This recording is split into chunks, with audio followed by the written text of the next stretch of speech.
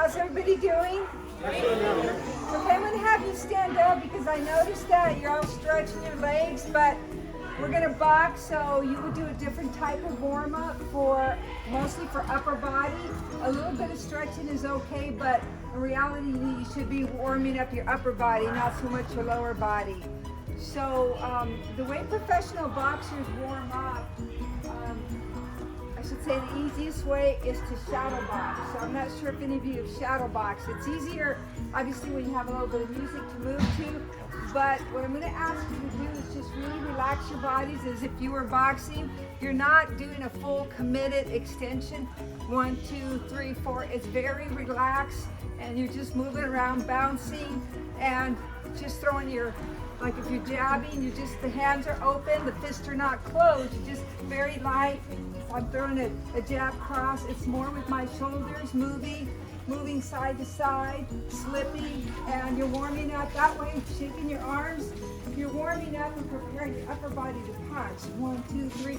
You're going to do jab, cross, uppercut, uppercut. The hands are open, very relaxed. We call it almost noodling. So you're just shaking the arms out.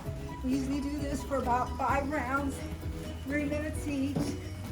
So you can warm up. Now I want you to shadow box, and you're going to pair up with a partner so that you're just moving, but that way you have somebody to focus on hitting specific targets, aiming at their head, aiming at the stomach, uppercuts. You have someone to work with.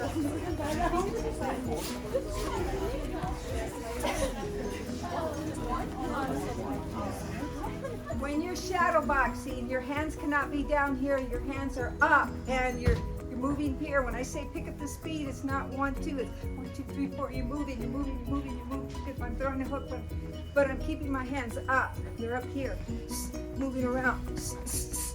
Moving around. Move around a little bit. Keep the hands up. Do not let them fall. Keep them high. Side of your face. Slip side, left to right. Roll that shoulder in. Left, right. One more round. Let's go. Comfortable. Punch, punch. But you're coming in here. This is a very low rope, but that's okay. So focus on when you're bobbing and weaving, make sure that when you bob, as you weave, you are turning your shoulder, and without stopping here, throw your punch. Same thing here. When I'm going back, I throw my punch. So let's start over here. Form a line. Everybody moving forward, and then run to the back of the line. On this side, peel off to your right. You got to make your legs are doing all the work. Your legs. Keep a normal stance. Doesn't have to be too wide. Feet shoulder width apart. Weight distribution 50-50. Stay in one lead. That's it. Keep going. Your legs, that's okay. It's not that important. Oh, okay. Right now, it's just important that you're moving.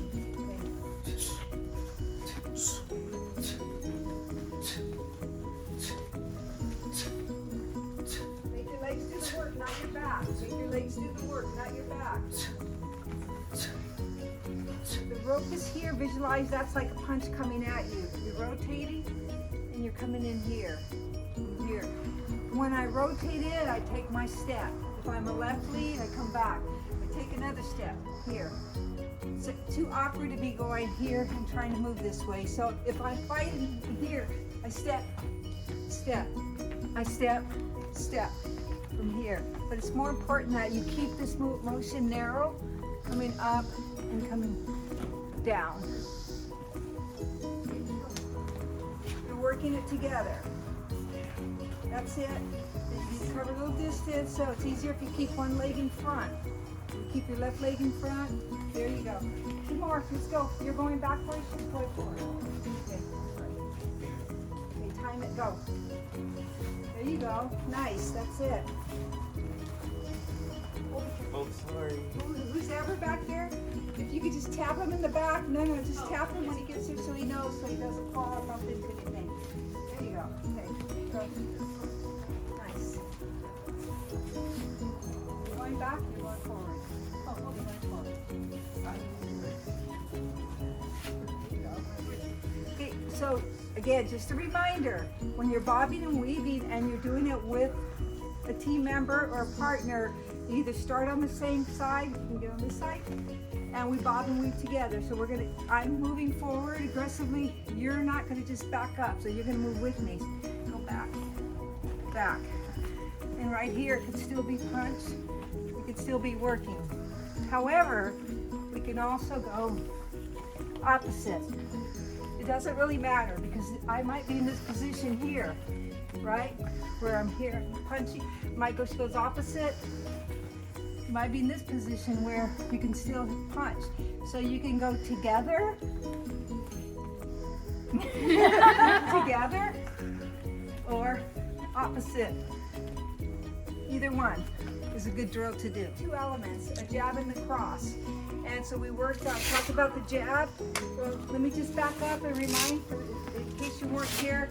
First of all, we talked about stance, the importance of a good stance. Stance in terms of boxing is very simple. It's basically feet shoulder width apart, kind of at a 45-degree angle, knees slightly bent, hips tucked, hands up. The guard, there's a lot of different ways that people box, but I would recommend that you keep your right hand up to protect the side of your head, that you protect the front area with the lead hand. My elbows are always pointing down. The reason they're pointing down is the minute that they float out, I lose power when I punch. So I want my elbows always tucked in. The jab comes out as a vertical punch, rotates the moment of impact. It's replaced by the cross, which starts by pivoting my foot, dropping my knee, and turning my hip. And then it comes back. So jab replaced by a cross. Okay, turn your hip, drop your knee. And what I want you to focus on today that I noticed many of you were doing last time is when I throw my cross, okay? If I do it, no, hold it for me. If I do a jab cross, this is what I don't want you to do. Don't lift the foot, okay? When to have power in your cross, you want to be grounded. By grounded, I mean from here, one, I dig in with the ball of my foot. I drop my knee, I turn my hip. The jab comes out, replaced by the cross. Straight, straight, and recover. I recover because if the jab is replaced by the cross is going to be replaced by the hook or uppercut or whatever you want to throw. Okay, so we're going to start just 10 reps. I'm going to count and then I'm going to set it by time. 10. Down, please. 1, 2, 3, 4, 5, 6, 7, 8, 9, 10. Okay, so just a little tip here. We don't want to telegraph our movement. So if I don't do anything, just stand it, pretend that's a mitt. This is a focus mitt. And these are my gloves. Watch the difference between this and the hand should pull you. Lead with your hand. If I move my body first and then the hand comes out, they see you coming a mile away. So you don't want to telegraph your punches. So if I'm here versus. Secondly, rotate that hand. This is what I call when your hand is flat. If you're a flat puncher, what that means, if I, for example, throwing a cross, if I from here turn it and I punch flat, there's no rotation in the wrist, there's no rotation in the punch, there's no power in the punch. So it comes out as a vertical punch, moment of impact, it rotates. Boom. That's the snap, that's what will get you that knockout. You're all going to be professional boxers, but you might as well know. The power is in that snap. So if I turn here and I hit flat, I may be strong, but nowhere as strong as if I turn the fist. Okay, a couple more. Here we go. But on the double jab, if you're holding the glove up, it's a half beat. So I don't jab, bring it all the way back, and then jab again. It's 1, 2. Think of this: negative, positive, or positive, negative. It's a half beat. Comes halfway and out again. So from here, then the cross comes. But I don't want to bring it all the way back, or I don't want to do this either. Okay. 1, 2, 3. So make sure you're making contact with the double jab and the cross. Okay, here we go again. Make contact with each one. One. Cross. One, two. Two. Much better.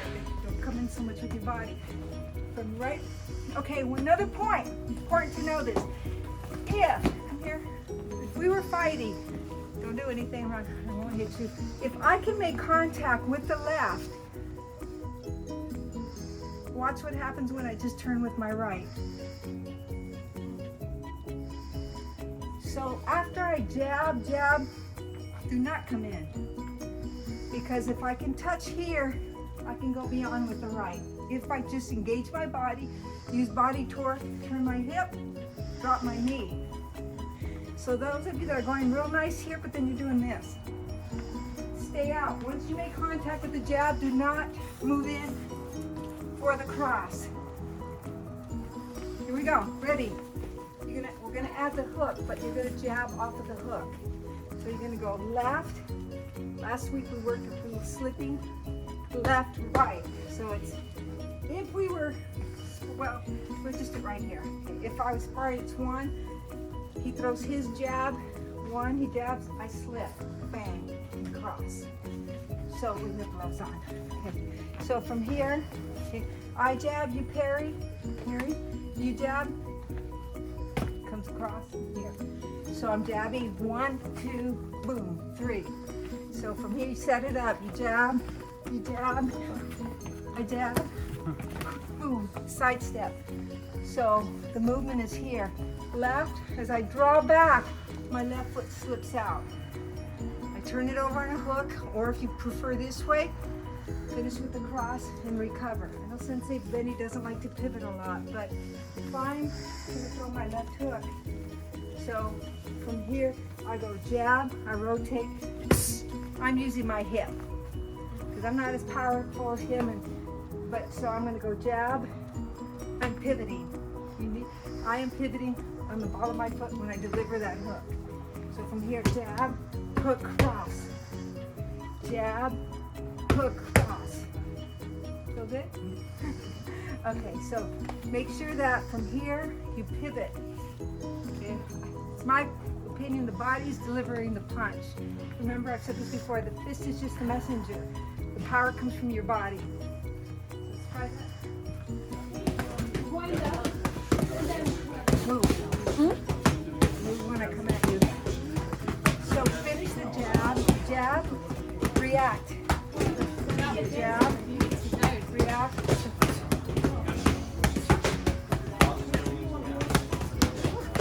Keep that hand up.